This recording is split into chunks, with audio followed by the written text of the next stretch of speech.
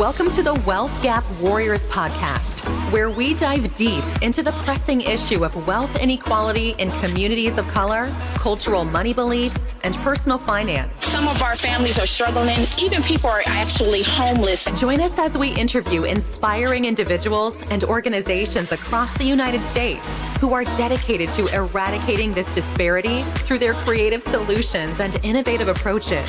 Together, let's explore how we can build a more equitable society for all. Here's your host, Luis Barajas. Let's get into it. Welcome back, everyone, to the Wealth Gap Warriors podcast. I am really excited to share one of my a guest that's been one of my friends for the longest time, Ana Trujillo Limón. I pronounce it right. It's Ana, not Anna. Yes. And so Ana has been a friend of mine, but I've known her through when she was an editor-in-chief for the FPA publication, and that's the Financial Planning Association publication. Then she went to the Carson Group and is, I guess you are the, what is it? You're the director of content, right? Of content for and coaching for advisor content for the Carson Group. And now you're also starting the Summit, which is, she'll give us more detail on that as well. But here's why I have her on, because of the Wealth Gap Warrior, and I constantly focus on talking about how to mitigate or eliminate or eradicate the wealth gap in communities of color. Ana has really been involved in the Latino community, especially with Latino advisors, and she's really well connected. And I wanted to share some epiphanies she's also had today with us about what's going on with advisors, maybe with Latino communities, and what her bird's eye view of what she thinks we can do better and how we can do better to help these communities out. Ana, thank you so much for joining us today. I really appreciate you. And I'd love for you to just share a little bit of where you come from, like from where you started with your parents and kind of how you made it out of Colorado and into the big time now here with us. Awesome. Well, thank you, Luis, for having me. I'm so honored to be here on the Wealth Gap Warriors podcast. I just saw Janice Torres' episode that just dropped recently, and I'm so excited about her book and everything. So I feel like I'm really starstruck to be here. So thank you for having me.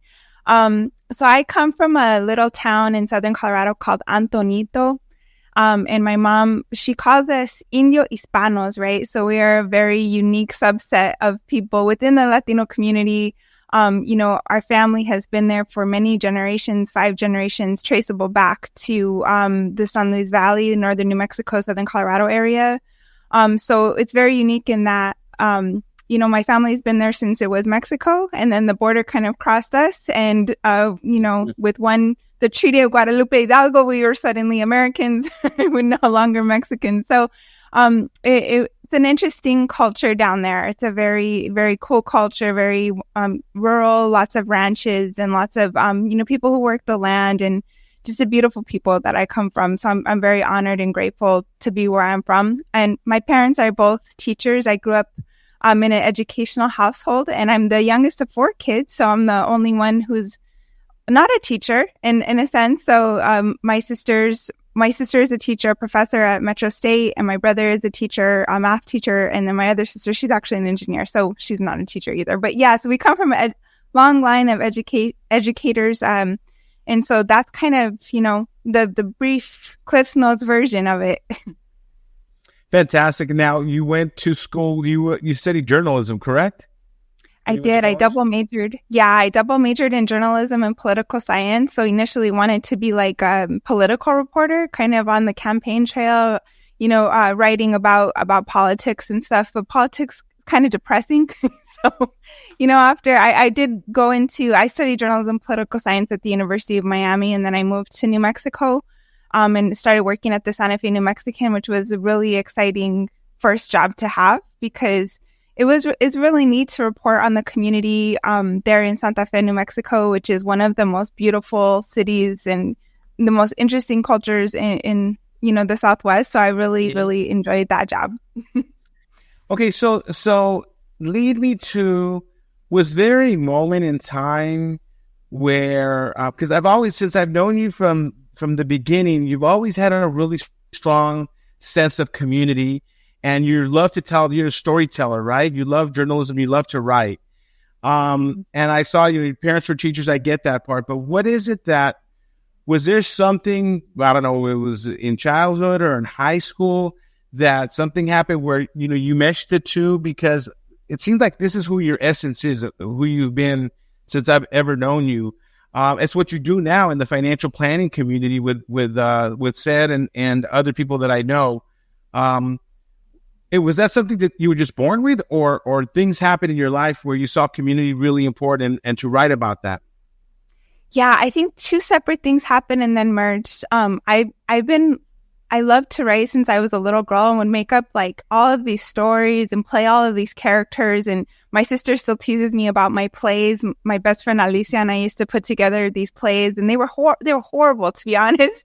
And we would just be like acting out, and people would be my family would be like, "Are they serious with this? Like they're making us sit through this horrible stuff." But so I would just write. And my brother-in-law, he is a poet, and he gave me a brother's word processor, and I just felt so fancy because it was a typewriter, but it was also had a little screen on it, so I felt like I was like in the space age, and I'd sit in my room just writing stories on my brother's word processor.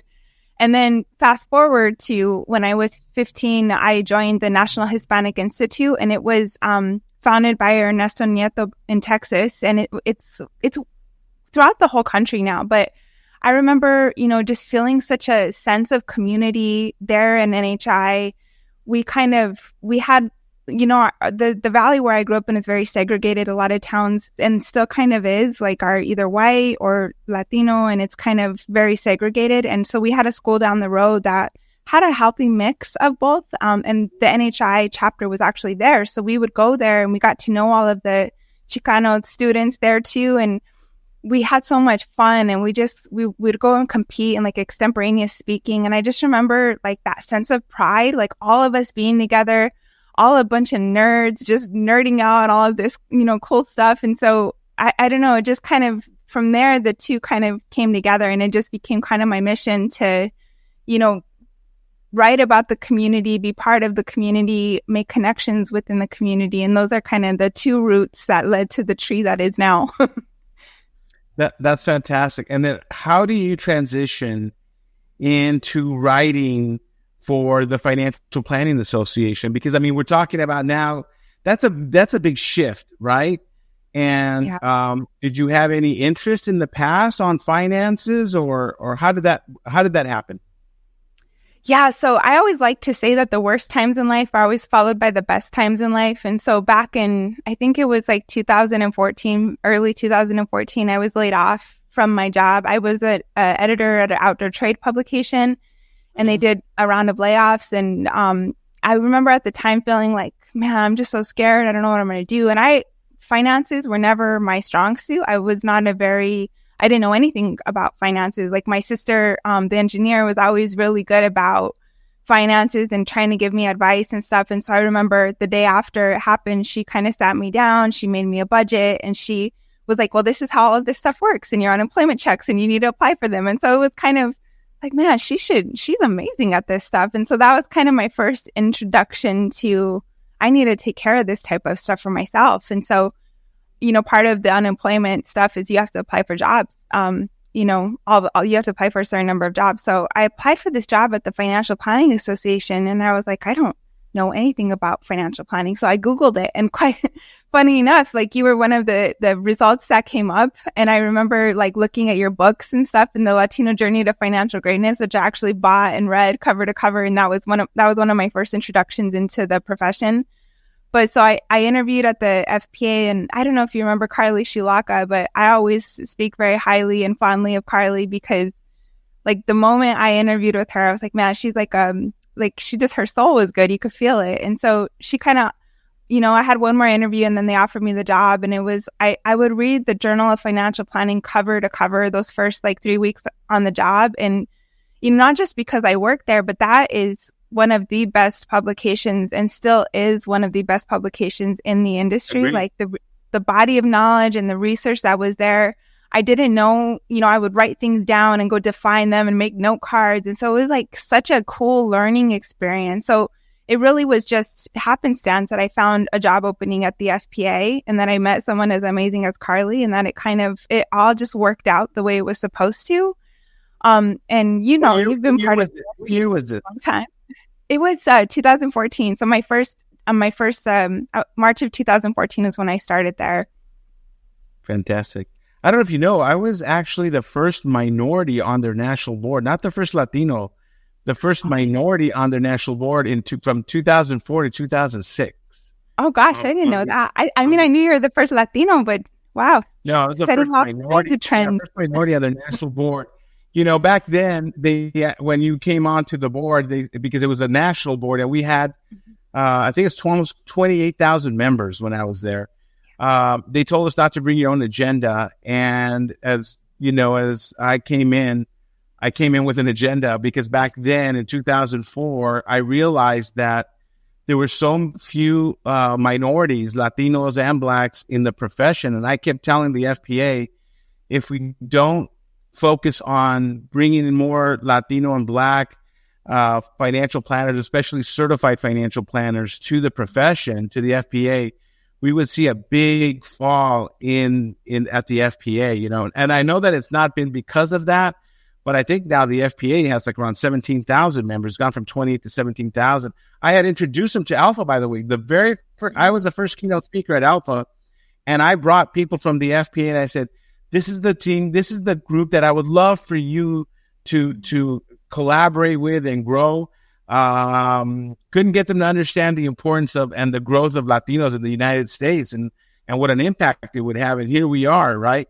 19% of the population being Latino, but we still have this wide, not a wealth gap, but we have a wide gap between, for example, on the CFP side, Latinos and Blacks and in the profession. I think right now, we've just surpassed 100,000 certified financial planners in the country, and I think we have only around 3% of them are Latinos as well. So I know that you're doing you have a great impact in that, but we'll talk about that a little bit later. I want you to focus on right now with me now. You're in the profession. You're starting to meet people. Are you starting to see what the profession is like, or are you just focused on creating more articles or for the journal? Tell me exactly now how you said I read the first three cover journals from cover to cover, but you're starting now to build relationships in the profession, right? Not just within the FPA but outside. And how does that happen?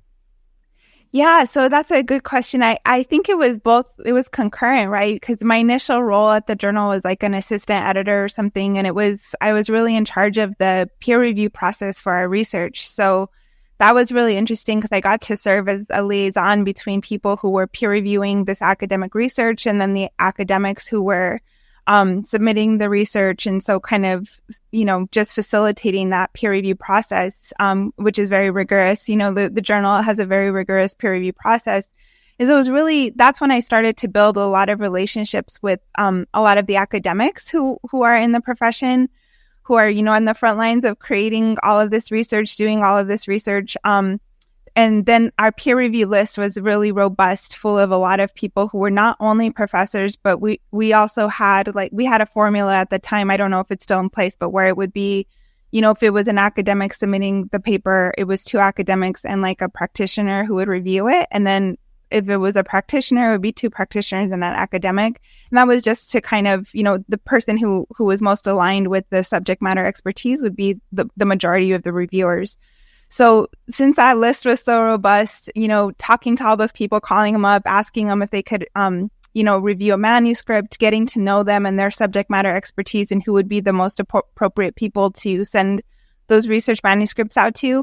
That's when I started to build those relationships. And then as I moved up in the publication, starting to accept submissions, for cover articles and for different types of articles. Because as you know, the journal is a hybrid publication. So part of it is peer reviewed and the other part is not. So I was able to accept a lot of those submissions for the part that was not peer reviewed. So I got to meet a lot more people that way. So that's really how I built the network, is people wanting to get published in the journal, or people I wanted to be published in the journal who I would reach out to and ask to submit something based on their area of expertise. And the FPA conferences, as you know, are always some of my favorite events. This is the first time I'm missing retreat since I think 2016, barring the pandemic years, of course. So I was kind of bummed that I'm not at retreat this year because that is one of my favorite FPA events. But yeah, just connecting with the membership that way. And as you know, the membership is quite large, even though it's declined a little bit, still is a large membership organization. So that is a wealth of people you get to meet at those events. And so that's kind of how I did it. Yeah, the retreats are fantastic. They really bring out a high caliber of people and great content as well. So now, you've been in the industry, heavily engaged in the industry. You've met a lot of people. I think it's been like 9 years, I think, since 2000, you said 14? 10 years. Yep. 10 years. 10 years in March. Decade, right? What is your take on the profession? What do you think since when you started to now? Where do you think the profession's at? What do you see that as professionals? Again, you're kind of meeting everybody, but you're not seeing clients. You're not. I don't know if you're licensed. I don't have an idea. I don't think you are, right? Yeah. You tremendous colleagues. You go through events. You go like the retreat. What have you seen? How have you seen the profession evolve over the last decade? Yeah, that's a great question too. And I think the profession has evolved in that I think there's more robust standards that people are abiding to and wanting to, the CFP marks that of course have always been very distinguished and people want to get those. I see more and more people valuing that. I see more and more consumers valuing that too. Like I think CFP board does a really good job with consumer outreach. And like I listen to NPR a lot when I'm driving. And so I hear a lot of the CFP board ads.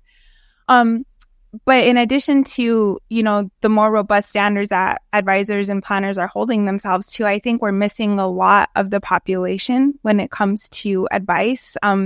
People either feel like they can't afford it, or people maybe have a lot of assets but don't really know what they're looking for. There's still a lot of confusion among consumers. Like for example, like my siblings are doing all right. And only one of them works with a financial planner. And I have been kind of, trying to spread the good gospel since I've been in the profession. Like, hey, you guys need to work with somebody, And so I think that there's a big gap, like, the Wealth Gap Warriors, as we're on the podcast called that. There's a big gap in who we're reaching and who we're not reaching. And I think that a lot of the population is missed.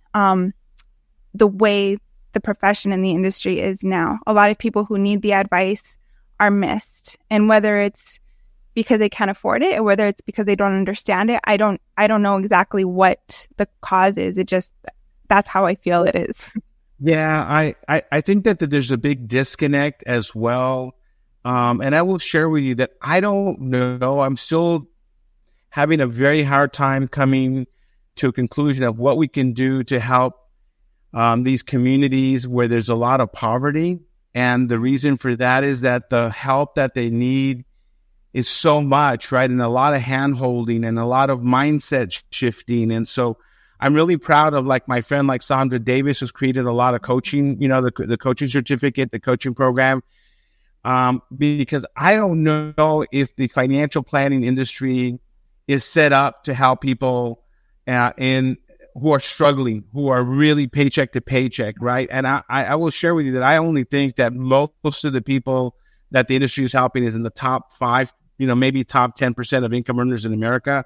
I really feel that 90% are not being helped.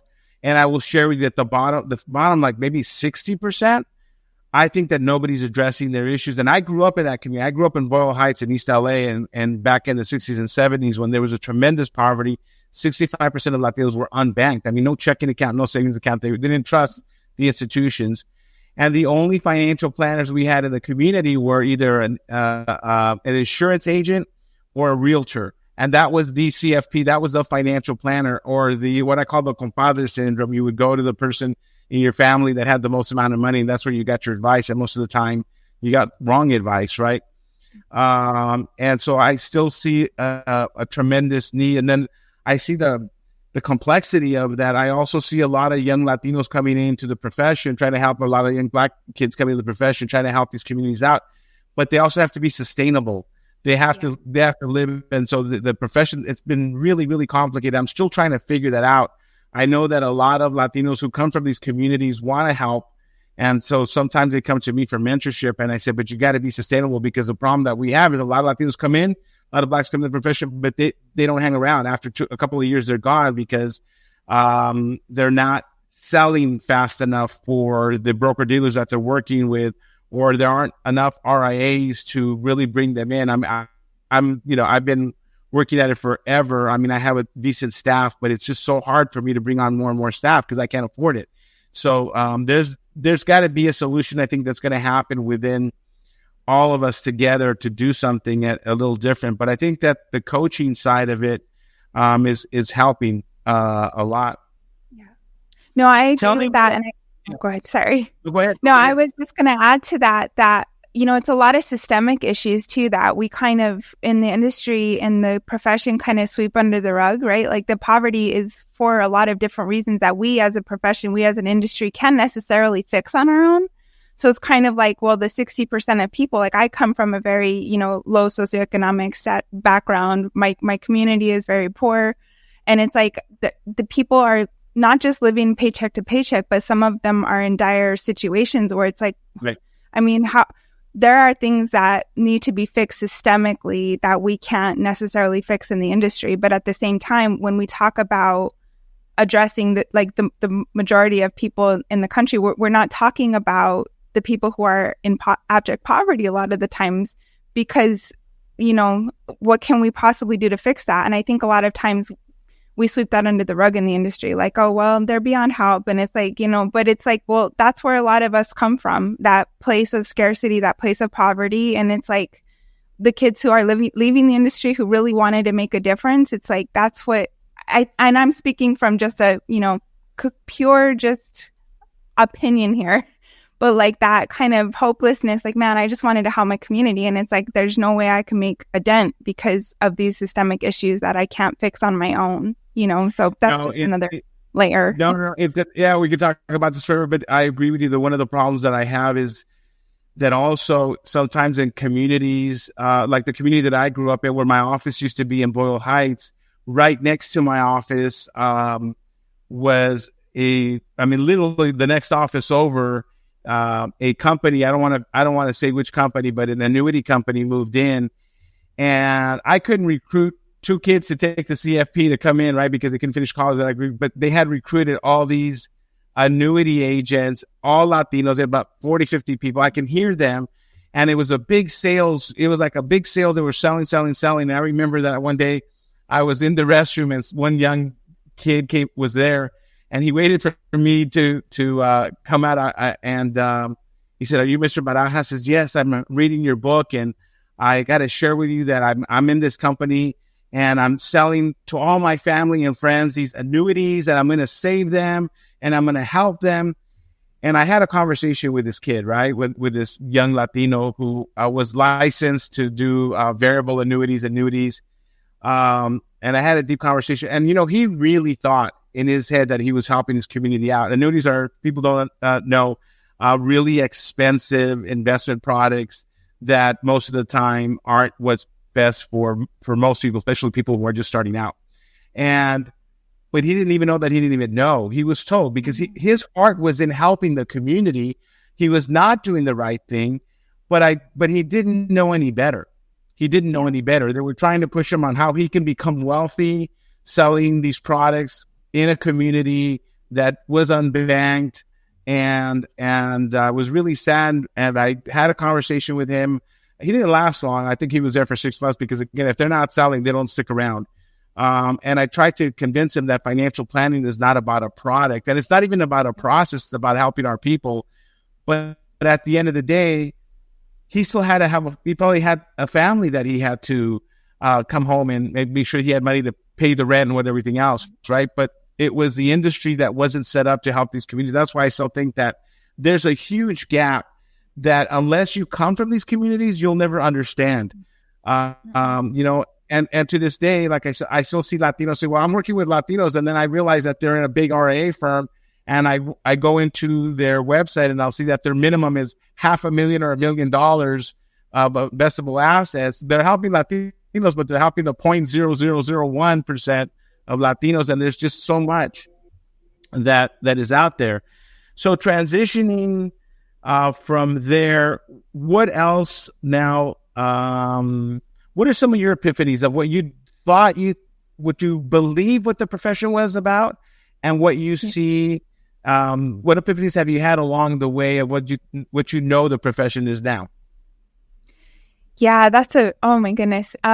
So I think, like a lot of the Latinos we talked about, kind of alluded to the distrust, right? The distrust of financial services and the misconception that people are, out to take advantage of people of the community, are out to kind of just make money type of situation. Like I had all of these different misconceptions coming in. And especially the FPA community is a really beautiful community, as you know, and like the people, the members and the membership, and even the staff that works there, like they're just good people who want to help the members be better advisors and planners. And so like that's kind of the biggest misconception and epiphany. The epiphany that took over my misconception was that people in the financial planning profession specifically are just really good people who want to help people get better. And so they want to share the knowledge, right? It's like, and I do believe, and maybe this sounds a little paranoid, but I do believe that a lot of this knowledge is gatekept, especially from communities of color, because it's profitable to keep us uneducated and ignorant. It's profitable to keep us, buying annuities that we shouldn't be buying, or, taking out high interest loans and doing all of these things that are maybe not the best for us. It's very profitable for corporations to do that. So I think like the more independent financial planners and advisors that really want to educate their clients and really want to help them make better decisions, like that's the misconception that I've cleared up, and the epiphany that I've had is it's a lot of really good people who are trying to help. There are a lot of good people. There's not enough good people. I mean, we want more, right? I mean, so seriously, there's some people that the way I look at someone I'm going to work with someone because I know all the good and I know all the bad. I'm on the inside of the industry. And I always think about like the Sandra Davises of the world, who are great friends of mine. Like, would I hire them to take care of my parents who are immigrants from Mexico, right? Who have very limited education, very limited English. And I said, do I trust them blindly to take care of? And there's so many great people out there throughout the country. In fact, to be quite honest with you, if somebody says how I became successful was because I was going to back then, I pushed myself to go to a national FPA conference, and being probably one of the very few Latinos there, probably the only one. I remember I couldn't find anyone. I was looking, but I couldn't find any.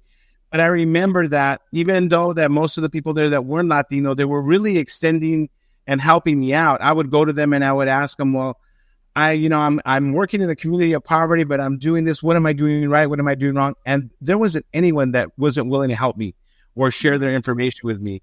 And that's why I got so involved on the national scale for the FPA. It was a little different here in LA back then, where sometimes in a smaller group, in a smaller location, people saw you as a competitor sometimes. It was kind of weird. But at the national level, I got the most amount of help. And in fact, one of the reasons why I wanted the FPA to meet with the Alpha Group, the Association of Latinos in Personal Finance and Accounting, which is now it's not finance and accounting anymore. It's like Latino Professionals for America or something. For America, I think it's everybody, right? That's why they're so big at this point now. But I wanted to meet with them because I went to the first couple Alpha national conferences, and they were light years behind the FPA conferences, right? And I thought, wow, if we can get them together to share the knowledge, we could grow faster. The Alpha could grow faster and get more help. So, I did just think that we need a lot of help.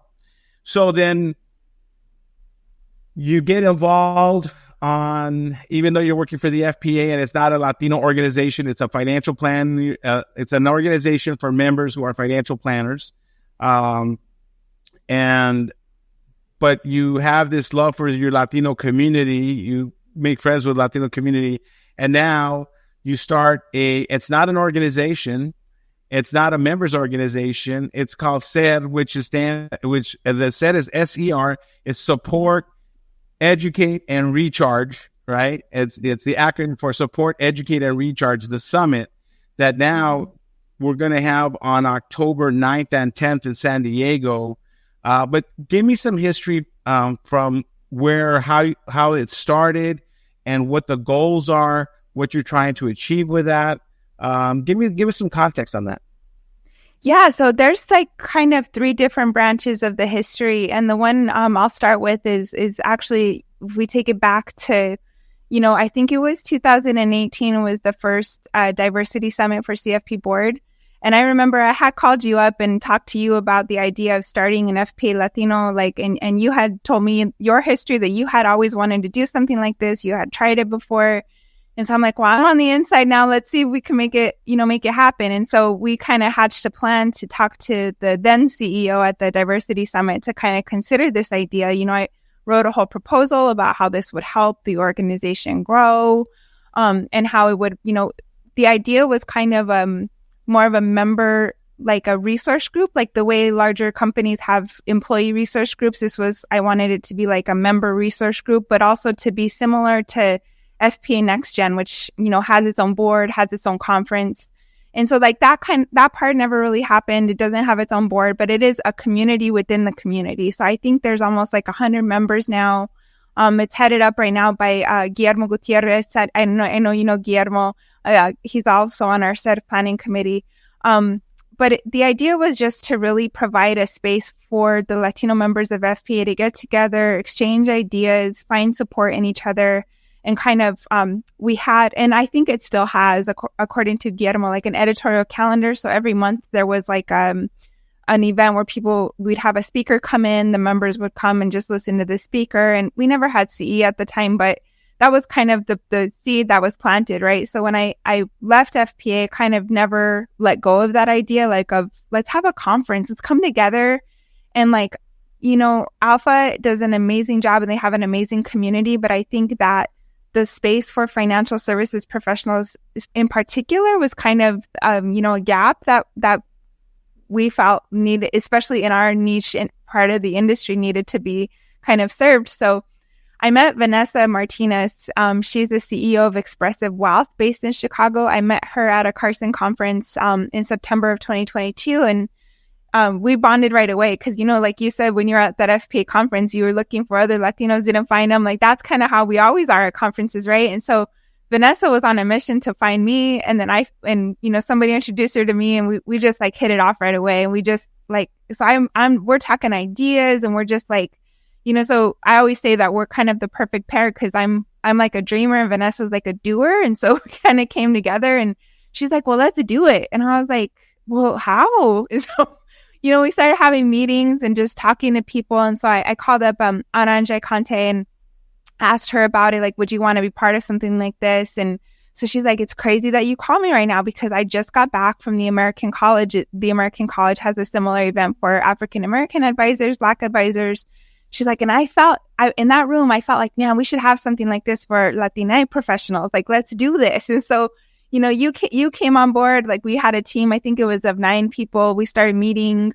And so the goal really was to provide a space for us to connect and to, like, we called it SER initially, like to be, like, we just wanted a place to be ourselves, to go to a conference where we're not like searching for another Latino, or we're able to, all be in the room at the same time and just share our experiences and share knowledge in a space that's culturally competent, right? Like, it's like there's still valuable information being shared, but it's from the lens of for us, by us type of thing.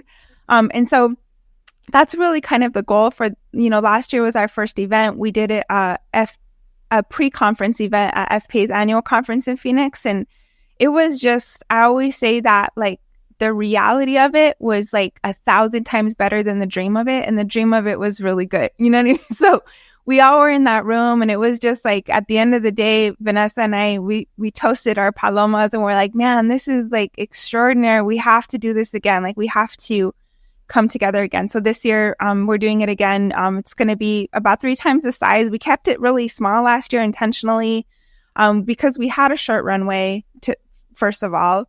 We did lose our original space, so we had to kind of scramble, and who better to make magic than a bunch of, Latina professionals. So we figured it out, made it happen in a really short amount of time, which is nothing short of a miracle. And this year we have a lot of really great sponsors on board already. LPL just signed on as our biggest sponsor to date. So very special shout out to LPL for the support. And so we're just anticipating a really great event this year. We're going to have a guacamole making contest and a family dinner, and it's going to be amazing. So that's phenomenal. Yeah, I didn't make last year's. I was actually shooting the television show called Opportunity Knocks. We're just finished second season. So, but I will be there. I will definitely be there on October. I will be there October 10th for sure.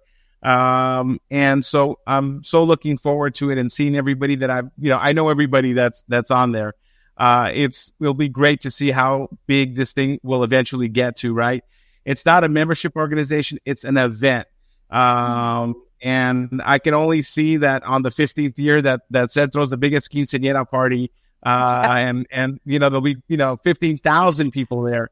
Who knows how many we have? I know we have over 3,000 CFPs. I'd love to see everybody there. That'd be fantastic. So, what do we have at the program? Can you share anything that that a little bit of the agenda of who's going to be speaking or what's going to happen? For sure. Yeah, so we have, Elaine King, of course. Elaine's going to talk about our theme this year is building generational wisdom and wealth. So we're kind of, taking that approach with the different speakers who are coming on board. We have Elaine King to talk about that, building generational wealth, helping your clients build generational wealth. We have Dr. Ana Maria Lopez Caldwell. Dr. Ana Maria is a executive business coach, and she works primarily with Latinos in the C-suite. So she's going to come on board and talk to our executives about, just different elements to consider when, especially if you're, working in a larger firm or, just sharing different wisdom on that forefront. And then also at Expressive Wealth, they have like a chief behavioral officer.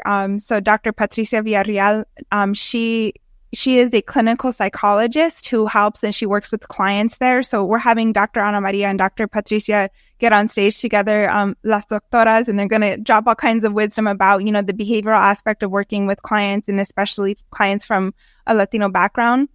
And so we're also going to, which I'm really excited about, is kind of a lunch and learn. And we're going to have Diana Yanez and Janet Larson and Alexia Gomez. And so we're going to share that generational mentoring, right? So Janet was Diana's mentor, Diana is Alexia's mentor, and so they're going to kind of talk about their journey and, kind of encourage people to sign up with each other informally, of course, to be mentors, because I think that's a really important element. And then Freddie Garcia, he's going to talk a little bit about kind of the aspect of, everyone can succeed in this profession. Like you just need your drive and you need, Freddie kind of has a really cool story. And so he's going to share that element and hopefully inspire people to stay in the profession and share his story to inspire them to do that. So that's just a little bit of a glimpse of what we've got coming up. That's amazing. I'm so looking forward to it.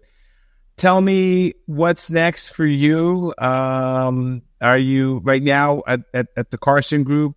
Do you have anything special going on there? What's going on con Ana? ¿Qué está pasando? Yeah. Yeah, so I'm still here at Carson Group. I work with a really tremendous group of coaches, executive business coaches who work specifically with financial advisors and help them with the aspects of, growth and talent development, both for themselves, for their staff members, and then all the way, there's a whole coaching journey that our members go through from, we have something called the Industry Foundations Training Guide, which is really cool, which I'll send to you, Louis, for your, younger professionals. It's a really cool guide to all the different definitions and acronyms and all of the things we've got going on in the industry. Explains a difference between a lot of things consumers specifically get a little bit confused. And then a lot of guidance on things to ask your manager. So it's a really cool thing. So from the Industry Foundations Guide all the way to succession planning, our coaches really have the expertise to help advisors through their journey of firm ownership, of management, of leadership, all of that, valuation, getting their valuations up when they're preparing to exit. So they're really cool people. A few of them are actually former advisors and planners who kind of made the jump. So they have that special background to really help advisors based on their own experience in the industry.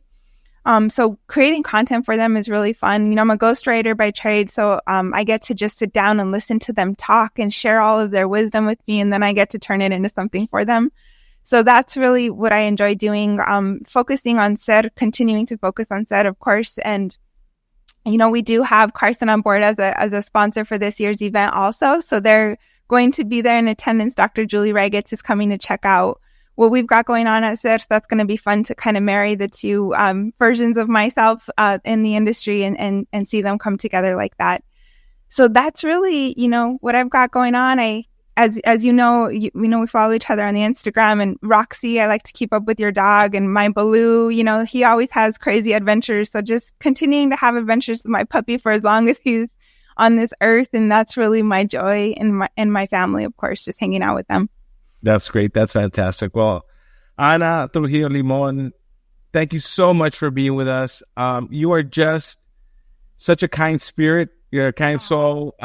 You're salt of the earth. When people ask me about if I know you, I go, not only do I know her, she's one of the nicest people, the most giving person that I know in the industry. She's a connector. If you ever need to connect with anybody, she knows people love her to death because she's genuine, honest, transparent, and has the best heart I've ever seen in this community. So I want to share with you that I love you to death. I speak highly of you. I'm hoping that this next event is a huge event. Please let everyone know how they can either get a hold of you or go to the website to sign up for the event. Absolutely. And before I do that, Luis, I love you and I appreciate the trails that you've blazed in this profession for the rest of us. So just to put that out there before, thank you again for everything you've done for this profession and for me in particular.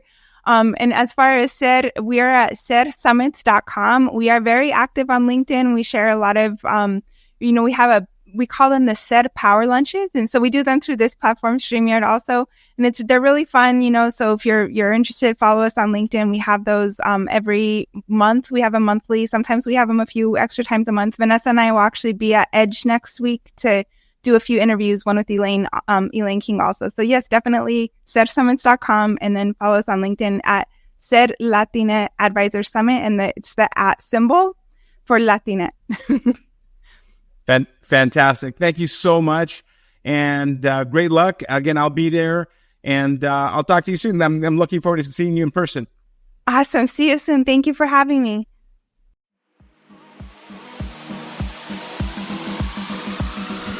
Thank you for listening to the Wealth Gap Warriors podcast. We hope you enjoyed today's episode. I love the show, guys. You're awesome. Join Lewis next time as we continue our Wealth Gap Warrior journey, creating a brighter future for all.